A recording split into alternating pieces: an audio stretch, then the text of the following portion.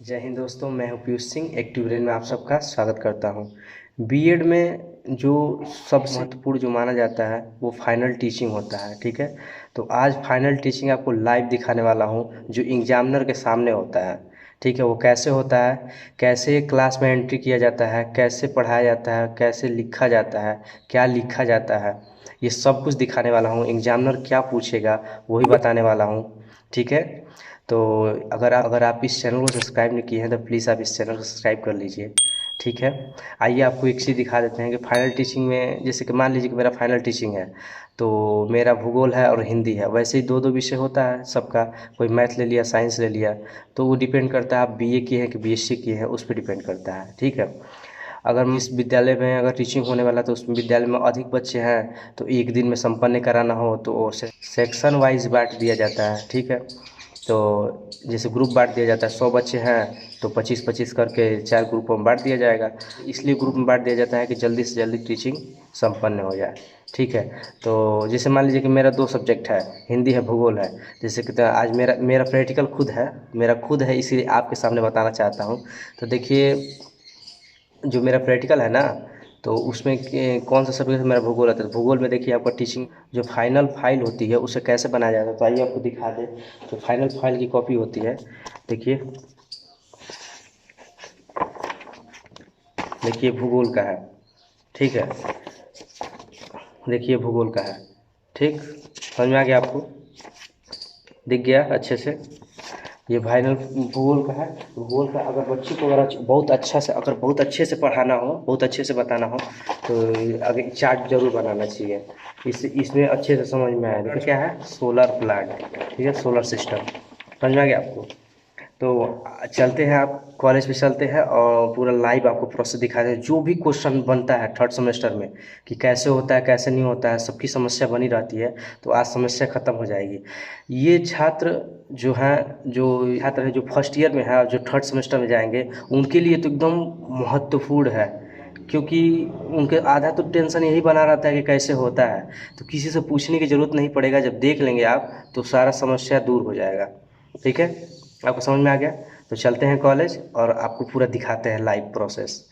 देखिए, आ गए हैं कॉलेज पे और फाइनल टीचिंग होने वाला है। तो देखिए सब छात्र आकर बैठे हुए हैं और जब से शुरू होगा तो शुरू से लेकर लास्ट तक आपका प्रक्रिया दिखाएंगे। देखिए अभी कम छात्र आए हुए हैं। ठीक है, यही फाइनल टीचिंग होगा, अभी छात्र बहुत कम है। देखिए पूरा पूरा छात्र आ चुके हैं यहाँ पे, अब टीचिंग चालू होगा। ठीक है, एग्जामिनर आ चुके हैं, इसीलिए सब उनके संबंध में खड़े हुए लड़के।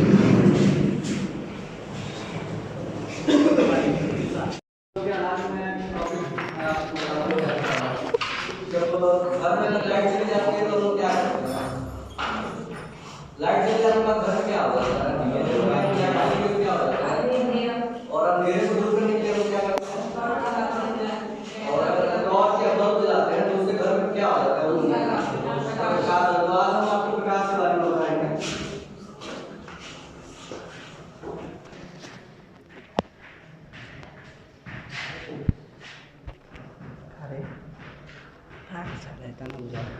प्रकाश के बारे में पढ़ेंगे। प्रकाश एक भौतिक साधन है जो कि वस्तुओं को देखने में काम आता है।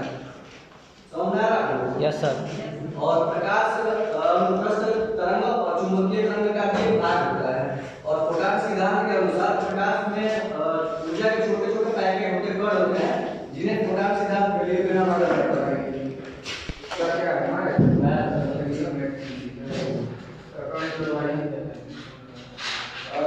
ये बताइए कि अगर आपको क्लास में हम ये जान रहे हैं कि कितने स्टूडेंट हैं तो हम क्या करें, काउंट करें। काउंट करने से क्या होगा, हमें क्या पता चलता, नंबर्स।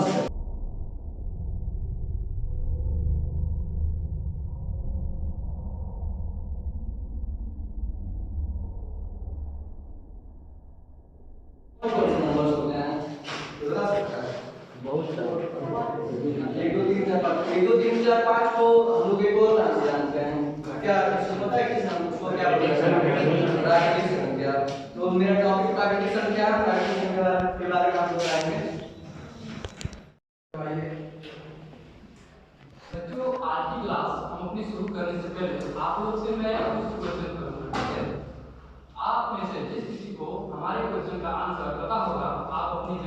हाथ से ऊपर उठाइएगा और मैं जिस किसी से पूछूंगा उसका आंसर दे, ठीक है। मेरा पहला क्वेश्चन है आप सभी लोग से कि हमारे सौरमंडल में कुल कितने ग्रह हैं? मैंने आपसे कहा कि आप हाथ ऊपर उठाइएगा। हमारे सौरमंडल में कुल कितने ग्रह हैं? जैसा कि सत्यपाल ने बताया कि हमारे सौरमंडल में कुल 8 ग्रह हैं। अगर मैं अगला क्वेश्चन आपसे पूछूं कि हमारे सौरमंडल में जो 8 ग्रह हैं, हम उनमें से किस ग्रह पर निवास करते हैं?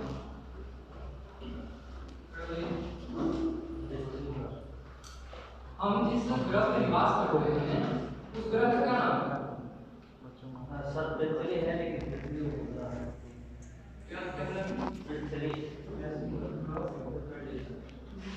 जैसा कि हमने उत्तर दिया कि हम पृथ्वी पर निवास करते हैं। अब मेरा अगला क्वेश्चन है कि पृथ्वी के चारों तरफ गैसों का एक आवरण है, उसे क्या कहते हैं?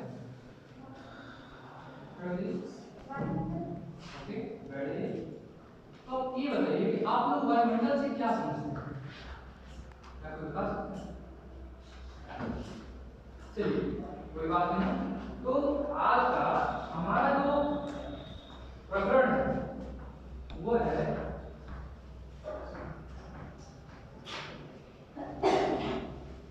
वायुमंडल।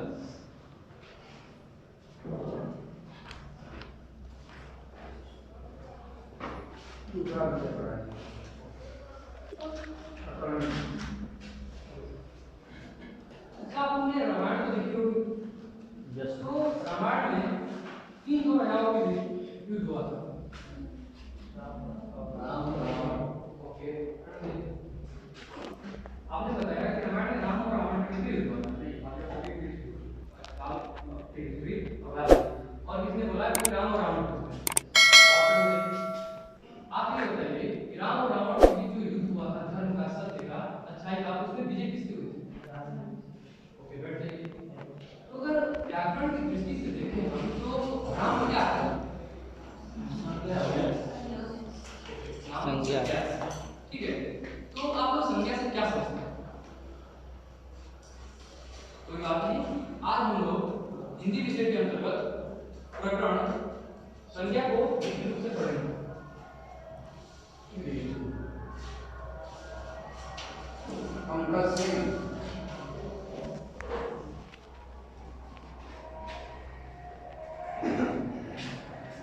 छात्रों को 5 ग्रुपों में बांटा गया है, ठीक है सर। अभी तक टीचिंग हो ही रहा है, समझा गया आप सबको। अब आपको दिखा देते हैं।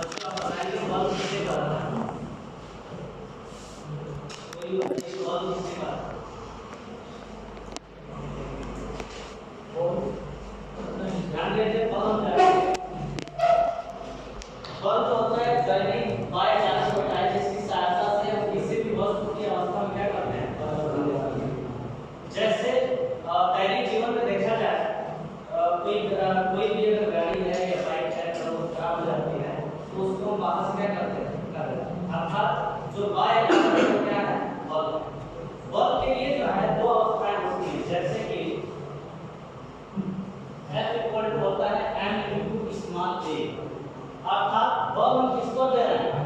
किसी m द्रव्यमान की वस्तु पर दे रहे हैं। जैसे अगर बाइक है या कोई गाड़ी है तो m द्रव्यमान है, उसका कुछ द्रव्यमान, और उसको धक्का देते हैं तो एक निश्चित दिशा में देते हैं। अर्थात निश्चित दिशा में जब धक्का देते हैं तो विस्थापित होती है, और निश्चित दिशा में जो विस्थापन होता है उसको हम त्वरण कहते हैं। अर्थात उसको कैसे दर्शाते हैं? स्मॉल a से। तो यहाँ कह सकते हैं कि F equal to m into a, अर्थात m द्रव्यमान की वस्तु पर बल लगाकर बल की दिशा में किया गया विस्थापन का जो गुणनफल होता है वही क्या कहलाता है? बल कहलाता है। जिसको निश्चित दिशा जो होती है वो बल की सदिश राशि का क्या कहलाता है बच्चों? सदिश राशि। और यहाँ पर बात होता है कि आखिरकार सदिश राशि है क्या, ठीक है। तो सदिश राशि के लिए दो कारक होते हैं, एक होता है परिमाण और दूसरा होता है उसकी लंबाई। अर्थात जैसे कि हम सदिश को वेक्टर से भी दर्शाते हैं।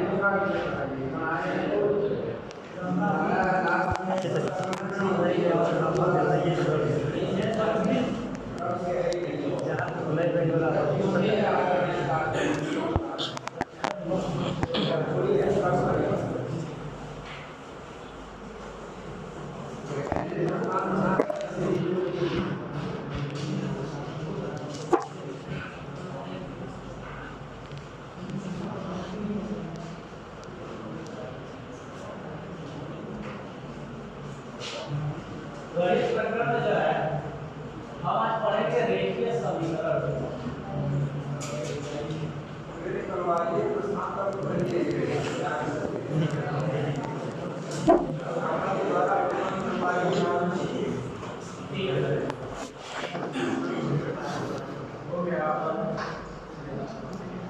सामान्यतः जो है किसी भी दैनिक स्थितियों में दिशा का होना जरूरी है। तो बच्चों में आपसे जानना चाहूंगा कि कोई बच्चे जो है दिशा को किसी सरफेस पे कैसे प्रदर्शित करते हैं, कोई भी होना है। जैसे हम लोग को दिशा को प्रदर्शित करना है तो आप कैसे इस सरफेस पे दिशा बता सकते हैं। ध्यान दें जैसा कि रेखीय समीकरण के लिए सर्वप्रथम दिशा का होना जरूरी है। जैसे हम लोग जिस स्थान पर खड़े हैं वहां से अगर ऐसे खड़े हैं तो यहाँ से जो राइट साइड है वो हमारे पूरब को, जो आपका लेफ्ट साइड है वो।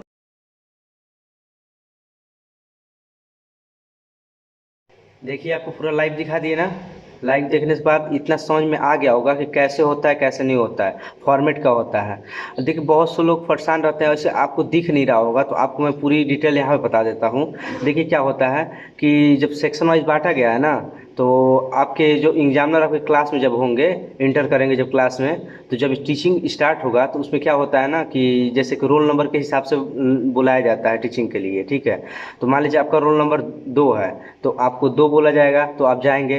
तो आप जाएंगे क्या करेंगे, आपके हाथ में फाइनल लेसन प्लान होना चाहिए। और मान लीजिए कि आप चार्ट पेपर बनाए हैं कि नहीं बनाए हैं, अगर बनाए हैं तब पर भी सही है। जब चार्ट पेपर बनाए हैं तो उसको भी लेकर जाएंगे। तो फाइनल जो लेसन प्लान है वो पहले एग्जामिनर के पास देंगे, ठीक है। एग्जामिनर उसमें से प्रश्न पूछते हैं, ठीक है। उनके ऊपर है, कुछ भी प्रश्न पूछ सकते हैं, जो उसमें लिखा होगा वही प्रश्न पूछेंगे उससे रिलेटेड, ठीक है। और जब आप चार्ट पेपर जो बनाए हैं तो चार्ट पेपर में ये होता है कि चार्ट पेपर अपने पास रखा जाता है, क्योंकि उसको ही दिखाकर पढ़ाया जाता है। समझ में आया। एक बात, ब्लैक बोर्ड पे आप क्या करना है कि आप ब्लैक बोर्ड के पास खड़े हो जाएंगे। खड़े होने के बाद आप क्या करेंगे कि सबसे पहले अगर एग्जामिनर कहा कि बस प्रकरण लिखो का प्रस्तावना बताओ, तो आपको कुछ और कुछ लिखना नहीं होता है, बस विषय लिखिए और प्रकरण वहाँ छोड़ दीजिए ऑप्शन कि प्रकरण में क्या लिखना है। जब जब आप प्रस्तावना प्रश्न निकलवा लेंगे उसके बाद आप प्रकरण लिखिएगा, क्योंकि तभी आपका टीचिंग बहुत बढ़िया होगा। अब प्रस्तावना प्रश्न ध्यान दीजिएगा, खूब अच्छे से निकलवाया जाता है। प्रस्तावना प्रश्न में कुछ भी गलती नहीं होना चाहिए, ठीक है। यही सबसे बड़ी यही का कारण होता है कि सबसे अच्छा टीचिंग होता है। तो आप जब प्रस्तावना प्रश्न लिखवा देंगे तब जाके आप क्या करेंगे कि प्रकरण लिखेंगे। और देखिए बहुत से ऐसे एग्जामिनर होते हैं कि वो पूरा डिटेल देखते हैं। तो डिटेल में ये है कि जब आप बोर्ड के पास खड़े होंगे तो आप सबसे पहले क्या लिखेंगे, विद्यालय का नाम, उसके बाद छात्राध्यापक का नाम, फिर दिनांक, फिर कक्षा, ठीक है, चक्र, विषय और प्रकरण, ये सब लिख देंगे। प्रकरण छोड़ देंगे उसमें, ठीक है। साइड में कहीं लिखेंगे, एकदम साइड में, बीच में लिख देंगे। कुछ बीच में लिख देंगे तो कुछ पढ़ाना होगा तो आप नहीं पढ़ा पाएंगे, तो इसलिए साइड में लिखा जाता है। तो साइड में लिखने के बाद उसके बाद से छोड़ दिया जाता है प्रकरण। बस वहाँ लिख देने के बाद प्रकरण में कुछ नहीं लिखना है कि क्या आपका प्रकरण है, आपका स्वरमंडल है कि ये संधि है कि समास है, ये इसमें कुछ नहीं लिखना है प्रकरण में। बस प्रकरण लिख के छोड़ देना है और प्रस्तावना प्रश्न निकलवाना है। देखिए सबसे ज़्यादा यहाँ जो एग्जामिनर जो आए थे, हम आपको लाइव जो दिखाए हैं, इसमें सबसे ज़्यादा प्रश्न पूछ रहे थे आप, तो सबसे ज़्यादा प्रश्न प्रस्तावना प्रश्न से ही पूछ रहे थे। जिसका प्रस्तावना प्रश्न अच्छा हुआ है ना, उसका टीचिंग बहुत बढ़िया हुआ है। तो इतना ध्यान में रख के जाइएगा कि प्रस्तावना प्रश्न एकदम बढ़िया से तैयार करके जाइएगा। सबसे ज़्यादा यहाँ पे प्रस्तावना प्रश्न ही पूछा गया है। हम भी गए थे तो हमसे भी प्रस्तावना प्रश्न ही पूछा गया है। इतना आपको समझ में आया। एकदम दिमाग में बैठा लीजिए कि प्रस्तावना प्रश्न ही पूछा गया है। और बहुत से ऐसे मतलब अलग पूछा गया तो उसमें प्रस्तावना प्रश्न पूछा गया है और बीच बीच में से पूछा जा रहा था, तो वो सब एग्जामिनर पर डिपेंड करता है। लेकिन जो ये एग्जामिनर थे सबसे ज़्यादा प्रस्तावना प्रश्न पूछ रहे थे और बस ये देख रहे थे कि प्रस्तावना प्रश्न कैसे निकलवाया जा रहा है, कि कैसे पढ़ा पा रहे थे। उतना ही देख प्रश्न पूछने के बाद ही वो समझ जाते थे कि लड़का कितना जानता है कितना नहीं जानता है। तो इतना आपको समझ में आया। यूट्यूब पे ऐसा वीडियो पहली बार आ रहा है और देखिए एकदम लाइव दिखाया हूँ।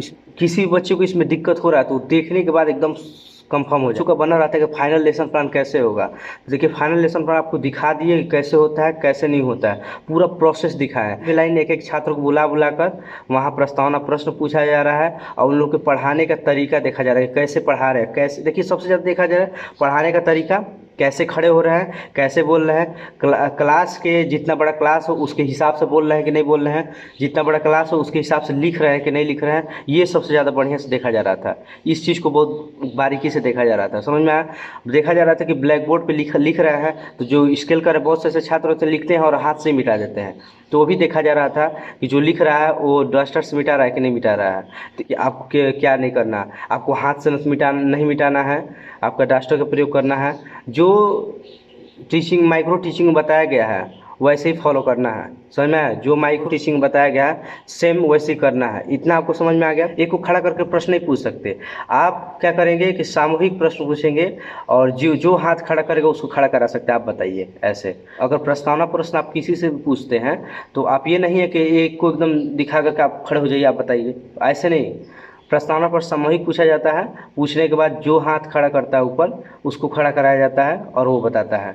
जैसे वहाँ जाने के बाद प्रश्न, अगर एग्जामिनर कह दे कि प्रस्तावना प्रश्न बताओ तो आप वहाँ जाइए तो पहले ऐसे कहना होता है कि देखिए मैं कुछ प्रश्न पूछूंगा, अगर जिसको भी इसके बारे में आंसर पता हो तो प्लीज़ आप हाथ ऊपर करिएगा, ठीक है। सामूहिक किसी को नहीं बताना है, ऐसे बोला जाता है। ऐसे जब बोलेंगे, जब प्रश्न पूछ लेंगे तब कोई हाथ ऊपर करेगा और उठाएंगे उसको पूछेंगे। प्रस्तावना प्रश्न ऐसे सही होगा, समझ में आया। तो इतना पूरा लाइव प्रोसेस दिखा दिया, सब कुछ आपको बता दिया। देखिए इतना मेहनत किया गया आपके लिए, तो प्लीज़ आप इस चैनल को सब्सक्राइब कर लीजिए, ठीक है। और शेयर करिए जिसको, जो भी थर्ड सेमेस्टर में जाने वाले हैं। अब बहुत से ऐसे छात्र हैं फाइनल टीचिंग नहीं हुआ है, बहुत लोग ऐसे हैं, ऐसे कौन जानता है कि इसका मदद हो जाए, ठीक है। ये देखने के बाद पूरा एकदम दिमाग में बैठ जाएगा कि जो डर बना रहा था वो डर हट जाएगा कि कैसे होता है। इतना समझ में आया आपको। बढ़िया यूनिवर्सिटी से एग्जामिनर जो आए थे, देखिए बहुत ही बारीकी क्वेश्चंस कर रहे थे, बहुत अच्छे से क्वेश्चन पूछ रहे थे और समझा भी रहे थे। देखिए अगर आप प्रस्तावना प्रश्न अच्छे से करके जाएंगे तो आपका टीचिंग एकदम गारंटी दे रहा हूँ कि ख़राब हो ही नहीं सकता। इतना दिमाग में बैठा लीजिए, प्रस्तावना प्रश्न करके जाएंगे तो टीचिंग एकदम ख़राब नहीं होगा। इतना समझ में हूँ। और ये भी दिखा दिया हूँ, लाइव दिखा दिया हूँ। और क्या आप कैसे कैसे मतलब प्रश्न पूछ रहे हैं, कैसे खड़ा करा रहे हैं, कैसे क्या पूछ रहे हैं, कब लिखना है ब्लैक बोर्ड पे। और ज़्यादा ब्लैक बोर्ड का भी प्रयोग नहीं करना है उसमें, ठीक है। ज़्यादा ब्लैक बोर्ड पे प्रयोग नहीं करना है, जब ब्लैक बोर्ड का काम होगा तभी प्रयोग करना है, बाकी ऐसे नहीं करना। ज़्यादा समझाना है, पूछना है खड़ा करके, जब लिखना होगा तभी लिखना है, ठीक है। मान लीजिए जैसे लेसन प्लान बना दिया वैसे थोड़ी उस पर लिखना है। आपको क्या करना है, प्रस्तावना प्रश्न निकलवाना है, उसके बाद एक्सप्लेन करना है। इतना समझ में आया। ऐसे ही सारी प्रोसेस हुए, बहुत से जितने छात्र हैं सब ऐसे किए हैं। रखा गया था जो चार्ट पेपर है वो भी रखा गया था, आपको दिखा भी दिया होगा चार्ट पेपर जो नीचे नीचे रखा गया था, और फाइनल लेसन प्लान भी चेक करके नीचे रखा गया था। आप देख सकते हैं। देखिए पूरा प्रोसेस बताया हूँ। अगर किसी को पर्सनली पूछना हो तो आप कमेंट करिएगा, ठीक है। आप कमेंट करिएगा, कमेंट करके पूरा प्रोसेस पूछ सकते हैं हमसे, ठीक है। को दिक्कत होगा तो आप, किसी को दिक्कत होगा तो आप कमेंट करिएगा और उसके बारे में पूरा प्रोसेस अगर पूछना हो तो मैं बता दूंगा। इतना समझ में आया। चाहिए कि आपको समझ में नहीं आया होगा, ठीक है। तो आपको समझ में तो आया ही होगा, और नहीं आएगा, किसी को दिक्कत हो तो आप क्या करते हैं कि आप मैसेज करिए। आपको दिक्कत हो तो आप कमेंट करिएगा, आपको इंस्टाग्राम का आईडी दे दूंगा। डर बना हुआ था कि कैसे होता है कैसे नहीं होता है, अब ये देखने के बाद सबका डर खत्म हो जाएगा। इतना समझ में आ गया। चैनल के साथ बने रहने के लिए धन्यवाद। जय हिंद।